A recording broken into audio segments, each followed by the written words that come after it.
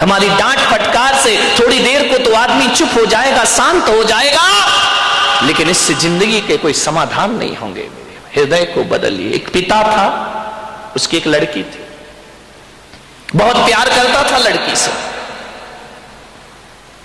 अपनी प्राणों से ज्यादा प्यार अपनी बच्ची से करता था। हर पिता करता है, कौन है जो अपने बच्चों को प्यार नहीं करता है? इतना प्यार।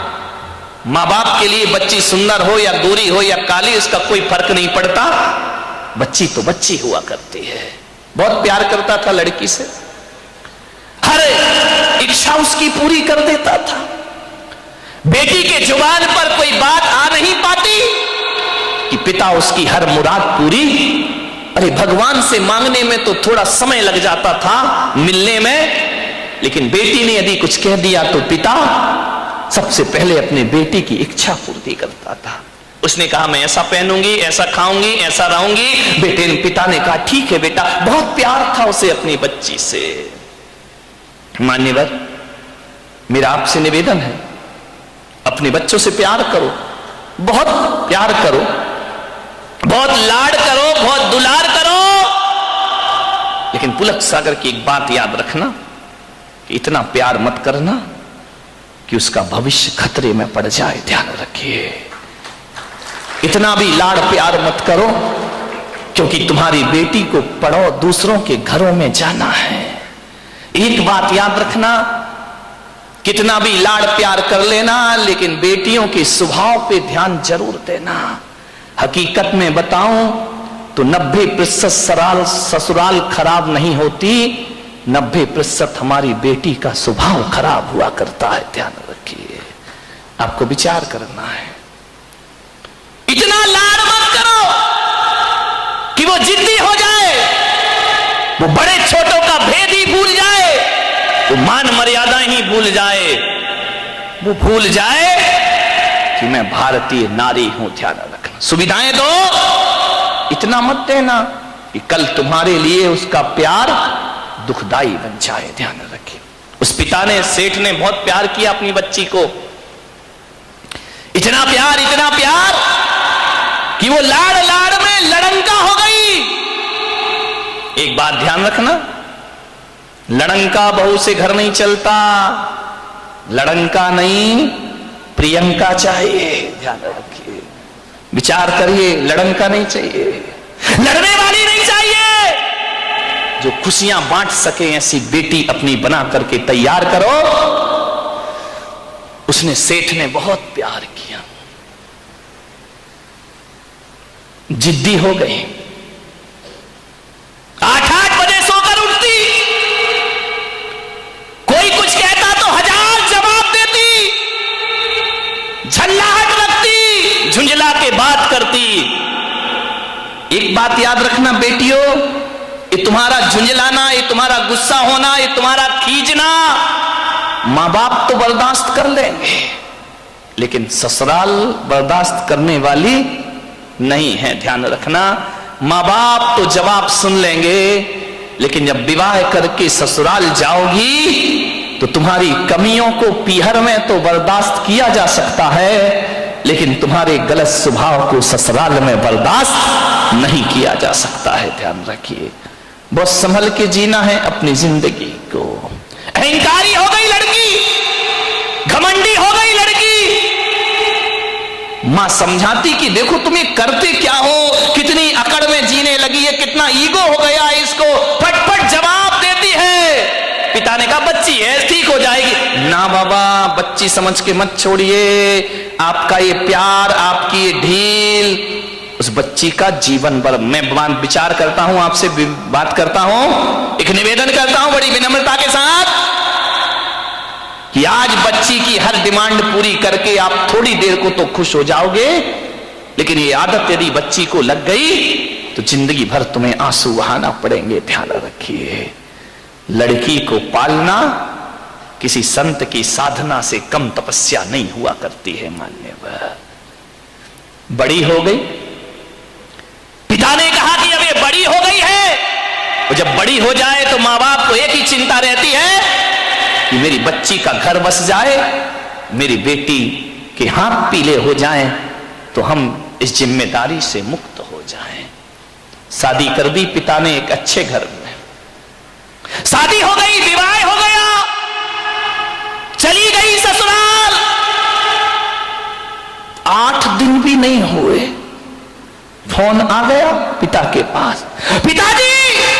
हाँ बेटा बोल, कैसी है? अरे कैसी हूं, मर रही हूं मैं यहां पे। मर रही है? ऐसा 8 दिन में तेरा ये हाल हो गया? बोले मैं इस घर में 1 मिनट नहीं रह सकती हूँ, इसी वक्त मुझे आइए लेकर के चलिए, मैं इस नरक में नहीं जी सकती हूँ। पिता ने कहा यार 8 दिन में ऐसा क्या हो गया? अरे बोले सब बेकार है, यदि मुझे जिंदा देखना चाहते हो इसी वक्त आ जाओ, जैसे हो वैसे आके मुझे ले जाइए। बाप ने कहा यार मैंने तो इतना अच्छा घर देखा था, इतना दहेज दिया था, सब कुछ दिया था, उसके बाद इतनी अच्छी शादी की, पूरे नगर में ऐसी शादी कोई नहीं कर सकता है, 8 दिन में ये क्या? बेटी ने कहा मैं फोन रख रही हूं, जल्दी आओ वापिस, मुझे ले चलो यहां से, नहीं तो बेटी का मुंह नहीं देख पाओगे। लाचार पिता।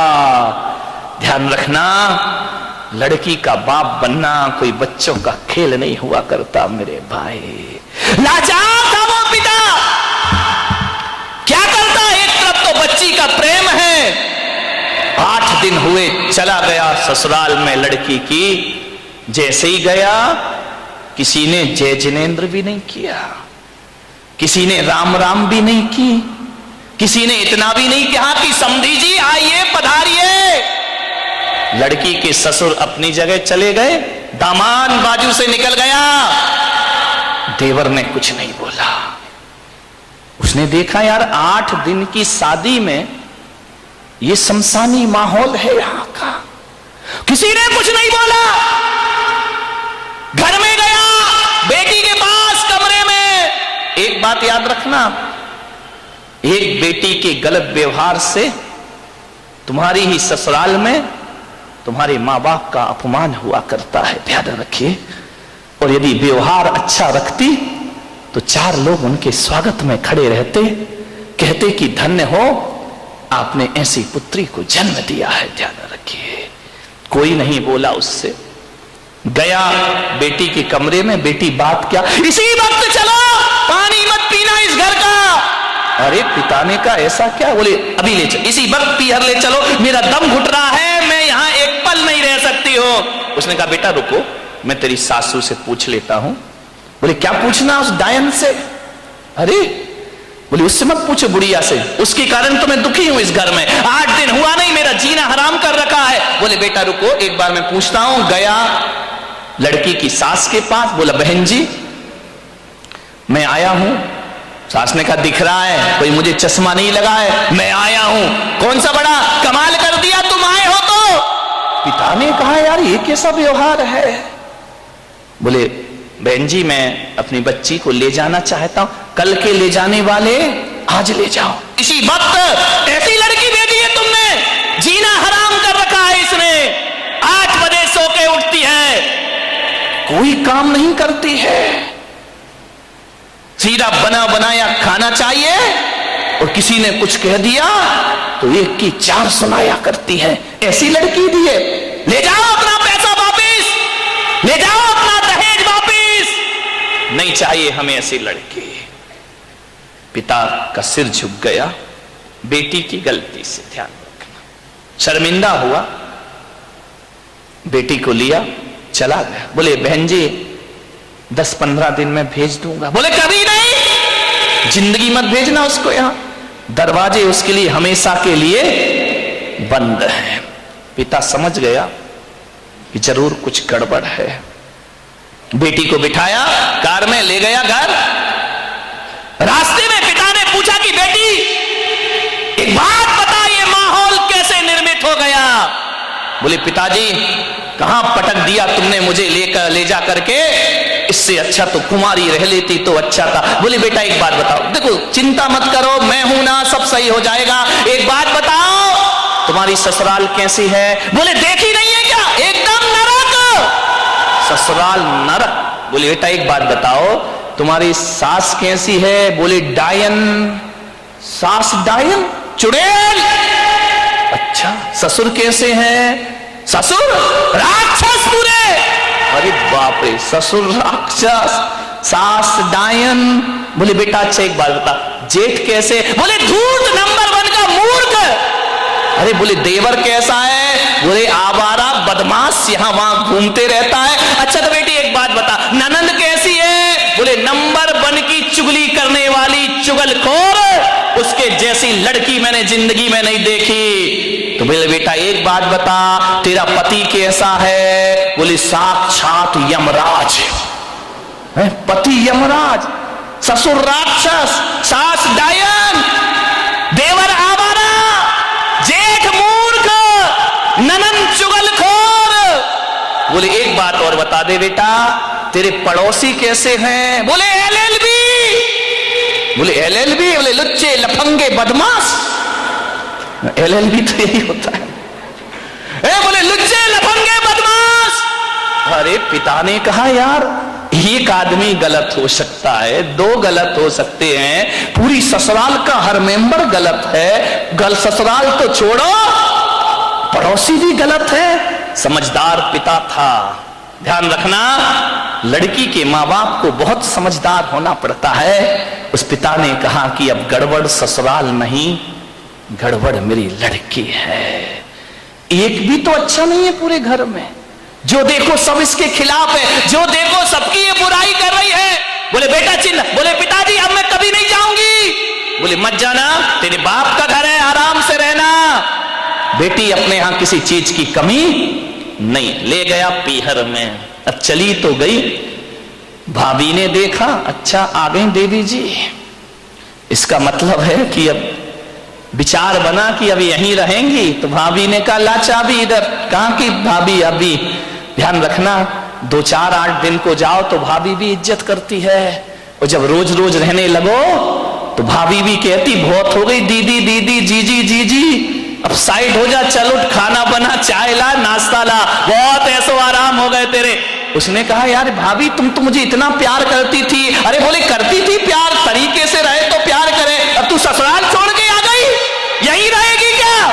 हमारी छाती पे दाल डलेगी। अरे उसने कहा यार भाभी का तो नेचर बदल गया, ज्यादा लड़की पीहर में रहेगी इज्जत खराब हो जाएगी मेरे भाई। ध्यान रखना, लड़की की शान पीहर से डोली उठना है और ससुराल से अर्थी उठना, ये लड़की की शान हुआ करती है, ये लड़की का जीवन हुआ करता है। भाभी का व्यवहार, मंदिर गई 1 दिन 2 दिन 5 दिन 2 महीने हो गए, अब तो मंदिर वालों को परेशानी हो गई, पूछने लगे क्यों लेने नहीं आ रहे क्या? अब तेल जले तेली का, दिल जले मसालची का। बाप के यहां रह रही, पड़ोसी का पेट दुख रहा है। जो भी सहेली मिलती क्यों, कहां घूम रही, जीजा जी नहीं आए क्या? अरे उसने कहा सत्यानाश हो वो जीजा का, न मुझे ससुराल में रहने दे रहा है, न पीहर में रहने दे रहा है। जहां जाए, शादी में जाए, पार्टी में जाए, कहीं भी जाए, हर कोई पूछे क्यों लेने नहीं आ रहे, छोड़ दिया क्या? अरे उसने कहा यहां जीना तो और भी, मेहमान पूछे, रिश्तेदार पूछे, जो देखो वो टोके, ससुराल नहीं जाती है, 3 महीने हो गए, झगड़ा चल रहा है क्या, कुछ अनबन है क्या? अरे उसने कहा मैं तो मर गई, वहां से गई, हम आसमान से गिरी और खजूर पे।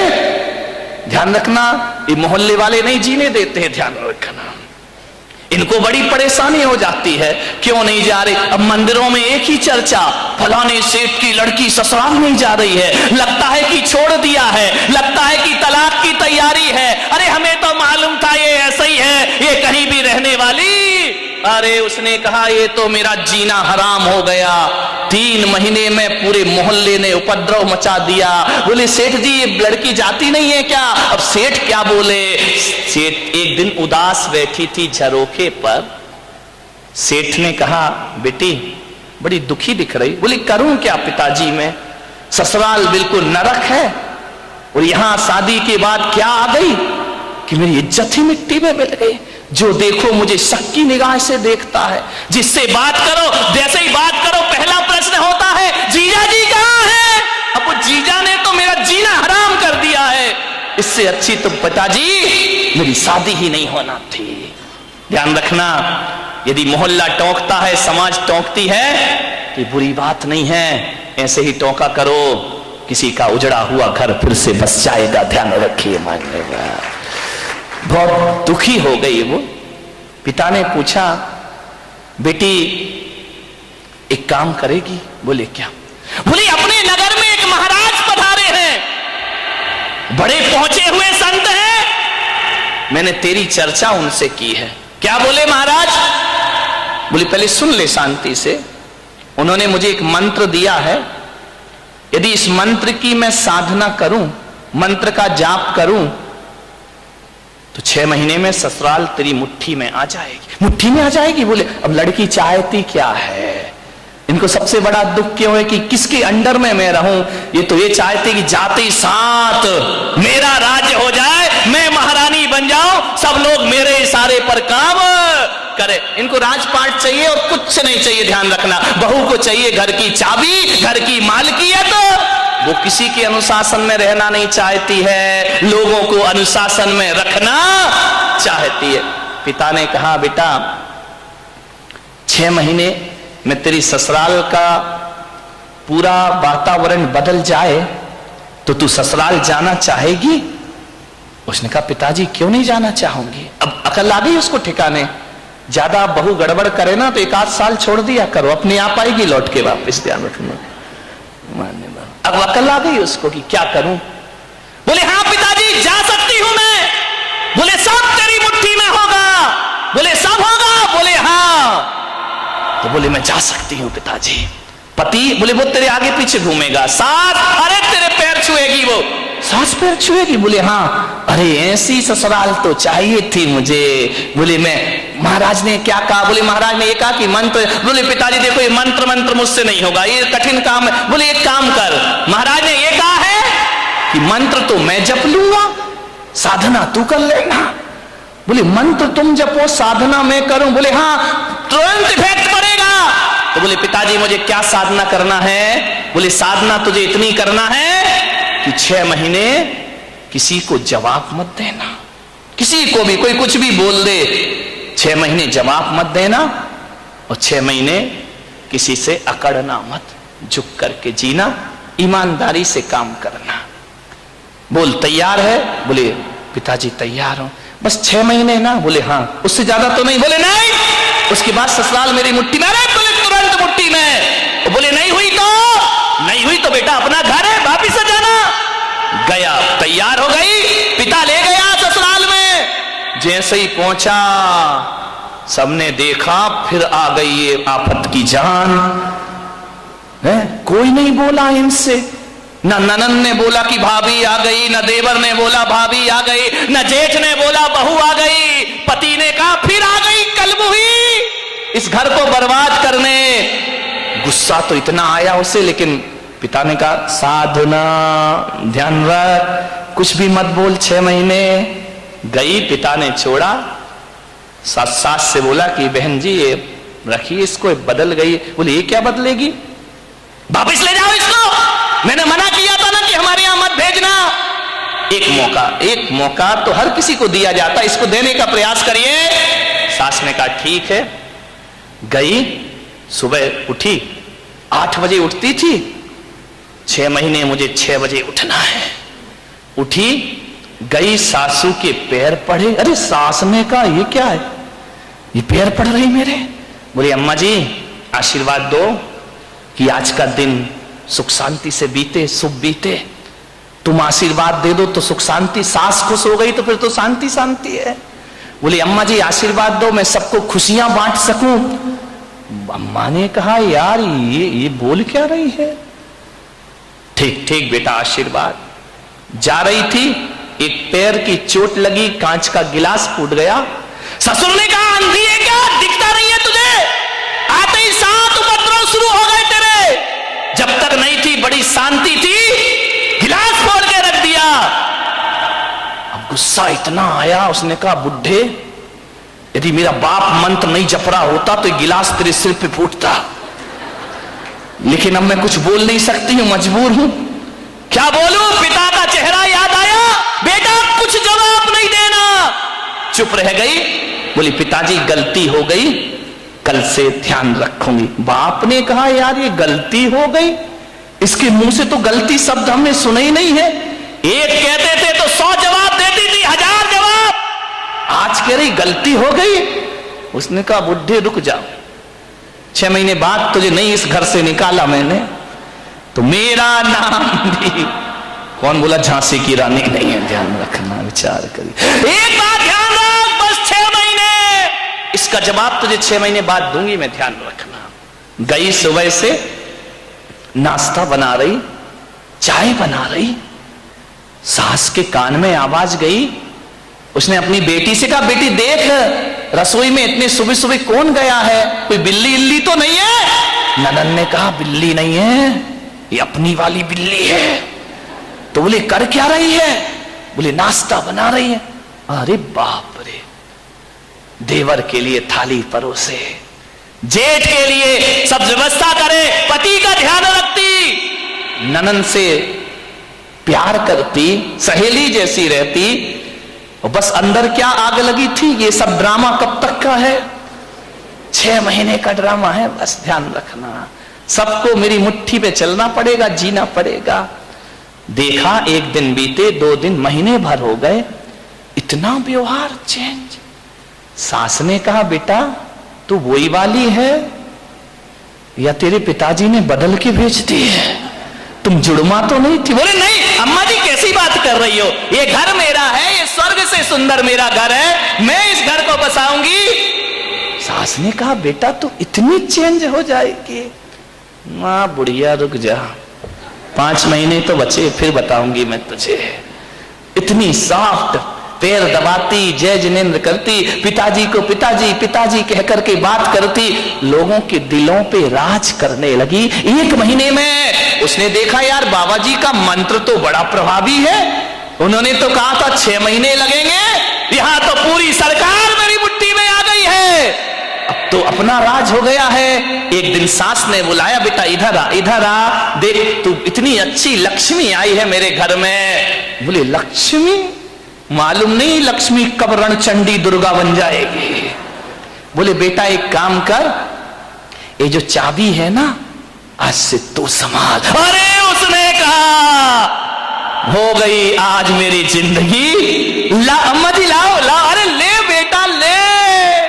पति से कहा, बेटे से कहा दुकान से लौटो, जो भी पैसा आए घर की लक्ष्मी के हाथ में देना, अब मैं बूढ़ी हो गई हूं, अब सब हिसाब किताब यही रखेगी, अब घर यही चलाएगी, धोबी का पैसा भी यही देगी, दूध वाले का पैसा ये देगी, सब्जी वाले को पैसा ये देगी, जो भी कमाई करके लाओ मेरी बहू रानी के हाथ में रख देना। अरे उसने कहा वाह बाबा जी आज तो बल्ले बल्ले हो गई, सब कुछ मेरे हाथ में, हर चीज का, नौकर चाकर का तनख्वाह तुम देना, पेमेंट तुम करना, कौन सी सब्जी बनना है बहू बताएगी। उसने कहा यार बड़ा मजा। अब ससुर जी क्या करें, दुकान से लौटे तो लौटते समय क्या करें, वो बहू के लिए कुछ ना कुछ लेकर जरूर आया करते थे। कभी पेड़ा लेकर आ जाए, कभी लड्डू लेकर आ जाए, कभी आइसक्रीम लेकर आ जाए। अरे उस बहू ने कहा यार कितने मजे हो गए यहाँ पर। ध्यान रखिए, बुजुर्गों से मेरा निवेदन है, ससुर से मेरा निवेदन है, सास से मेरा निवेदन है, जब भी बारामती से कहीं बाहर जाओ, घूमने जाओ, कहीं भी जाओ, कुछ लेकर आओ या ना आओ, अपनी बहू के लिए एक साड़ी लेकर जरूर आया करो, अपनी बहू के लिए कुछ ना कुछ सामान। ये तालियां बहुओं ने बजाई क्या सासुओं ने? बड़ी होशियार है, बहुओं ने बजाई, मजा आ गया। आज हो गई सासुओं की धुलाई। लेकिन ये सासुएं इतनी बेईमान है, बाहर जाएंगी लड़की के लिए लेकर आएंगी, बहू के लिए नहीं लाएंगी। ध्यान रख, ये छोटी छोटी बातें हैं, ध्यान रखना। यदि हर बार ससुर जी घर लौटे, रोज घर लौटो, कुछ ना कुछ बहू को लेकर आओ। तुम बाहर जाओ सासुओं तो कुछ ना कुछ लेकर जरूर आओ। अरे एक नया मंगल सूत्र ही लेकर आ जाया करो, और कुछ ना मिले तो कौन बोला अच्छी सुंदर सी चप्पल ले आया करो। नहीं, चप्पल मत लाना, बहू का मूड बिगड़ जाए तो। एक मोबाइल ले आया करो कि मेरी बहू को मोबाइल। ध्यान रख, इन बातों से कुछ होता नहीं है, लेकिन बहू के मन में ये भावना आती है कि बाहर घूमने के बाद भी मम्मी ने मेरा ख्याल रखा है। आपके प्रेम के संबंध बन जाएंगे, आपकी आत्मीयता के संबंध बने जाएंगे। आप चाहते हो ससुर जी बोलो कि घर में हमारा कोई इंतजार करे, वैसे तो बुड्ढों का कोई इंतजार नहीं करता है, चाहते हो कि कोई इंतजार करे? इंतजार फोकट में नहीं होता मेरे भाई। यदि रोज मीठा लेके आओगे तो बहू कहेगी पापा जी नहीं आए, आज लेट हो गए, अभी तक नहीं आए। वो इंतजार तुम्हारा नहीं कर रही है, गुलाब जामुन का कर रही है। किसी भी बहाने घर में इज्जत तो बनाओ मेरे भाई, ध्यान रखिए। तीर्थों पे जाओ तो बहू को लेकर कुछ ना कुछ आइए। आप बताइए, आप सोचिए, विचार करिए, आपके संबंध अच्छे, ससुर जी लौटे, बहू के लिए कुछ ना कुछ लेकर आए। धीरे धीरे 1 महीने में परिवार तो बदल गया, दूसरे महीने में बहू के विचार भी बदल गए। सबके साथ ऐसे रहने लगी, ऐसे रहने लगी। एक दिन रक्षाबंधन का त्योहार आया, भाई लेने आया। भाई ने कहा बेटी दीदी राखी का त्योहार है, घर चलना है। तो मालूम है बहू क्या बोली? मेरी मम्मी से पूछ लो। जब पहली बार नजारा क्या था कि भाड़ में जाए वो डायन, आज क्या कह रही है? मेरे पिताजी से पूछ लो, मेरी मम्मी से पूछ लो। भाई ने कहा जी तू ड्रामा कर रही है, हकीकत का मामला है। बोले चुप बैठ, पूछ के आजा। गया, अम्मा जी दीदी को ले जाऊं। अरे बेटा कहां ले जा रहा है? बोले रक्षाबंधन है। बोले बेटा त्योहार है तो मैं मना नहीं कर सकती, लेकिन जब से तेरी बहन इस घर में आई है स्वर्ग जैसा वातावरण हो गया है। वो ना रहेगी तो हमारा मन ना लगेगा, वो ना रहेगी तो एक दिन काटना मुश्किल है। देवर बोला भाभी जल्दी लौट कर आना। ननंद की आंखों में आंसू आ गए। ससुर ने कहा बेटी तू मेरी बुढ़ापे की लाठी है, जल्दी घर वापस लौट के आना। देखो भैया राखी बंधे और दूसरे दिन भेज देना मेरी बेटी को, इसके बिना हमारे घर की शोभा। भाई ने देखा ये बात, गई घर पीहर। जैसे ही पहुंची पिता ने पूछा बेटी ससुराल कैसी है? बोले एकदम स्वर्ग पिताजी।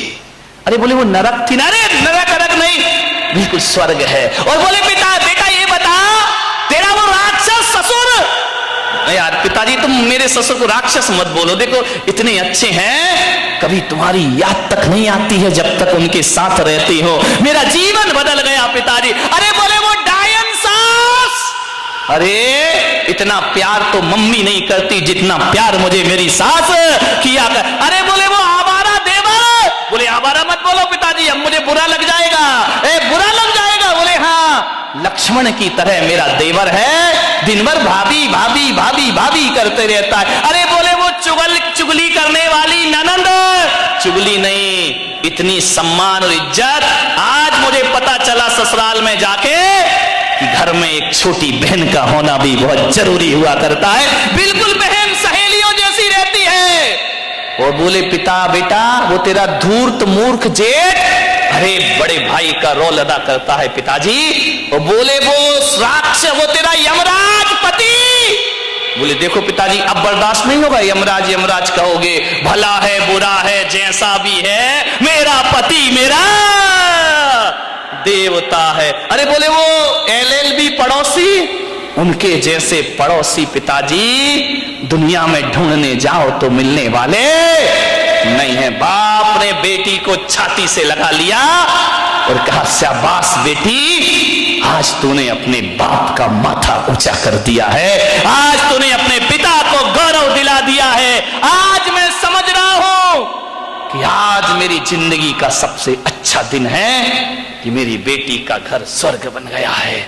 बेटियों से निवेदन है यदि आप खुश रहोगी ना तो पीहर में माँ बाप भी खुश रहेंगे। ध्यान रखिए उनके जीवन में भी वो आनंद बरसेगा। क्या चाहते हैं एक माँ बाप कि हमारी बेटी को सुखी रहे, इसका ध्यान रखिए।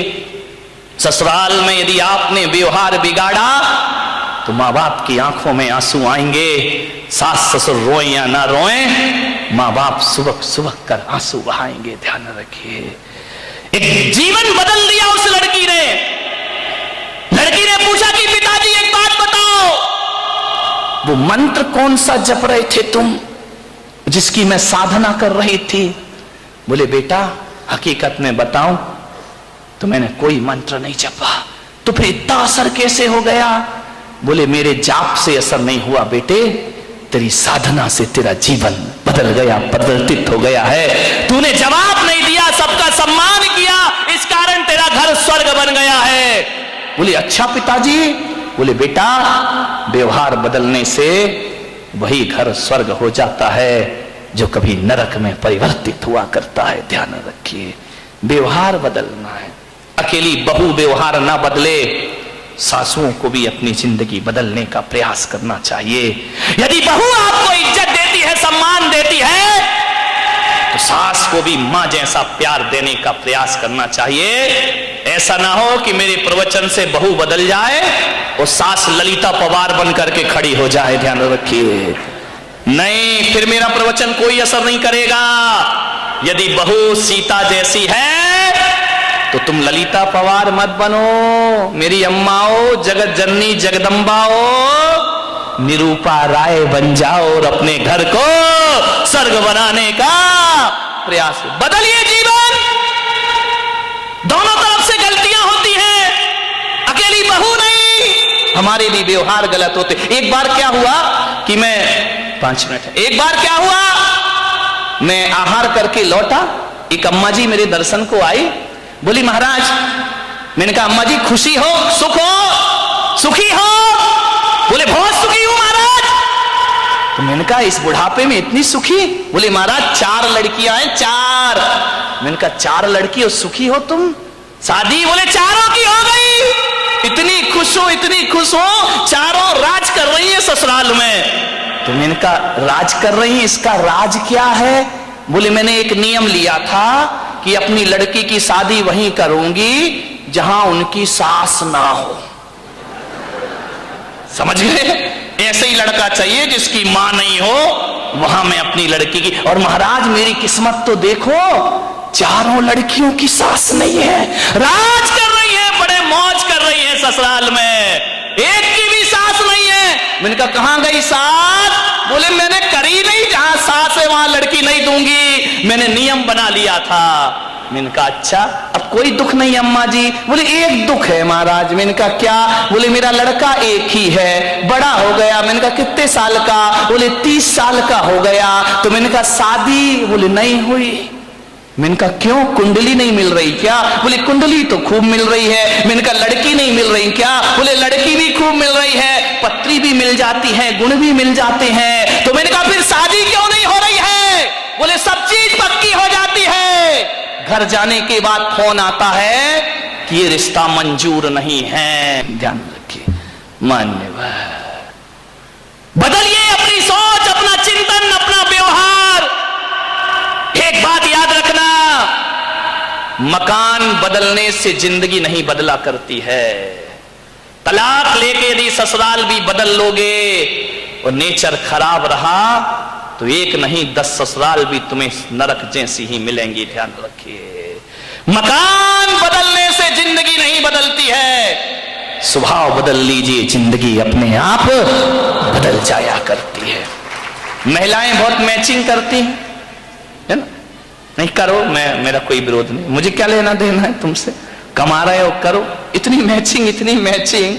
ऐसा जमाना, एक जगह मेरा चतुर्मास था, एक महिला लाल साड़ी पहनकर आई। अब लाल साड़ी, लाल चूड़ी, लाल रुमाल, लाल लिपस्टिक, लाल पाउडर, और तो और चप्पल भी लाल, ओठ भी लाल। एक वो लाल पाउडर आता, अच्छा इनसे काय को आता है ना, लाल रंग का लगा लेते हो, वो भी लाल।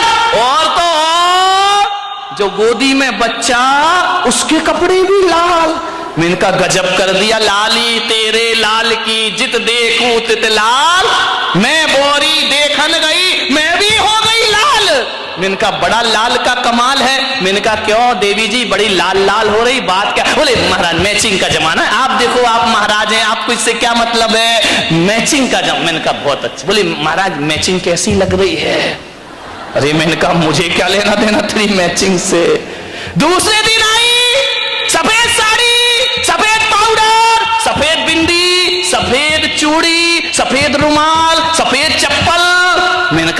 बड़ी सफेदी छाई हुई है। बोले सफेद है तो बस सब सफेद है, मैचिंग का मामला है। मैंने कहा बहुत अच्छी बात है। तीसरे दिन आई, गड़बड़ हो गई। लाल साड़ी लाल पाउडर, लाल सफेद साड़ी सफेद पाउडर, सफेद बिंदी। तीसरे दिन गड़बड़ हो गई। कौन महिला समझ गई? तीसरे दिन वो काली साड़ी पहनकर आई। काली बिंदी, काली चूड़ी, काला मंगलसूत्र, काला रुमाल, काली साड़ी, काली चप्पल, सब चीज काला। मैंने कहा आज बताओ मैचिंग क्या है? बोले क्या? मैंने कहा आज गड़बड़ हो गई। बोले क्यों गड़बड़ हो गई? पूरी मैचिंग में आई हो। अरे मैंने कहा आज गड़बड़ हो गई। बोले क्यों? मैंने कहा लाल साड़ी लाल पाउडर, सफेद साड़ी सफेद पाउडर, आज काली साड़ी। तो मैंने कहा आज पाउडर गड़बड़ हो गया है। आज तो तुझे काजल पोत के आना था पूरा काला। वाह रे मैचिंग, कैसा जमाना है मैचिंग का। इतनी लिपस्टिक क्या, मुझे कोई मतलब नहीं। लगाओ, हमारा क्या बिगड़ रहा है, ध्यान रखना। लेकिन बेचारे करें क्या? बेचारे 1-1 किलो लिपस्टिक लाते हैं, रोटी से ज्यादा लिपस्टिक खाती है देवी। ध्यान रखें, विचार करिए। लिपस्टिक लगाइए, मैं विरोध नहीं करूं, मेरा एक फार्मूला अपना लो। तो काय को विचारों को परेशान करते हो? ध्यान रखना कि लिपस्टिक लाओ रे लाओ और वो लाओ। एक फार्मूला अपनाइए, आज ही बाजार जाइए, एशियन पेंट का लाल रंग का डिब्बा लेकर आइए। एशियन पेंट परमानेंट, दिवाली की दिवाली पुताई कराइए और साल भर को छुट्टी पाइए। नहीं, खैर कोई बात नहीं। मैचिंग का जमाना है, करो मैचिंग, मेरा कोई विरोध नहीं है। लेकिन आज इस बारामती के इस पंडाल में मैं आपको एक संदेश देने का प्रयास कर रहा हूं। कपड़ों की मैचिंग बहुत होती है, लिपस्टिक की मैचिंग बहुत होती है। आज एक मैचिंग और मैं तुम्हें दे रहा हूं महिलाओं, कि यहां से घर जाओ तो कपड़े की मैचिंग ही नहीं, मन की मैचिंग भी सीख करके जाइए। ध्यान रखिए, अपना मन ऐसा बना लो जो सास से भी मैच कर जाए, जिठानी से भी मैच कर जाए, देवरानी से भी मैच कर जाए।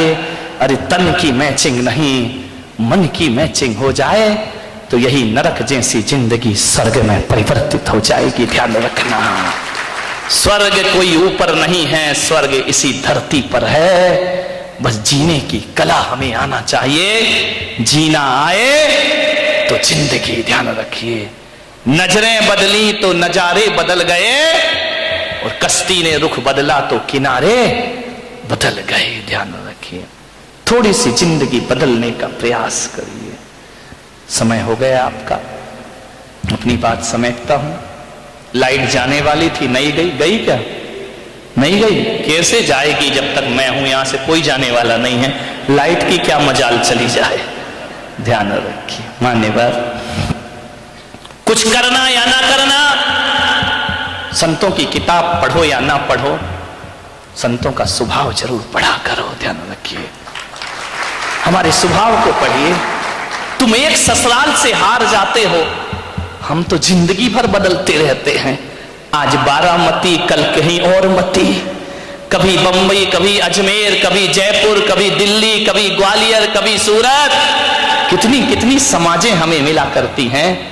मान्यवर, ये जो हुजूम लगा है ना, ये पुलक सागर के चेहरे का नहीं लगा है, ये मैंने अपना मैच कर लिया है मन तुमसे, इसलिए अपार जन सैलाब यहां दिखाई दिया। ऐसा मन बनाओ, बच्चे बूढ़े जवान में मैच कर जाए, जिंदगी जीने लायक हो जाएगी मेरे भाई। वरना इस जिंदगी से हजारों लोग परेशान हुआ करते हैं।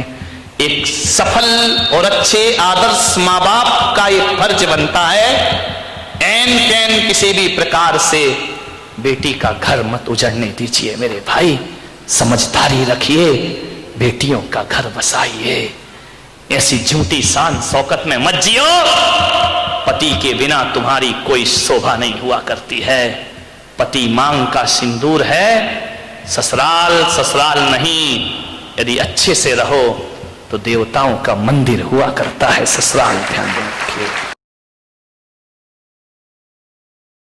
आप नमोकार चैनल को सब्सक्राइब जरूर कीजिए और वीडियो को सबसे पहले देखने के लिए बेल आइकन पर क्लिक करना ना भूलें।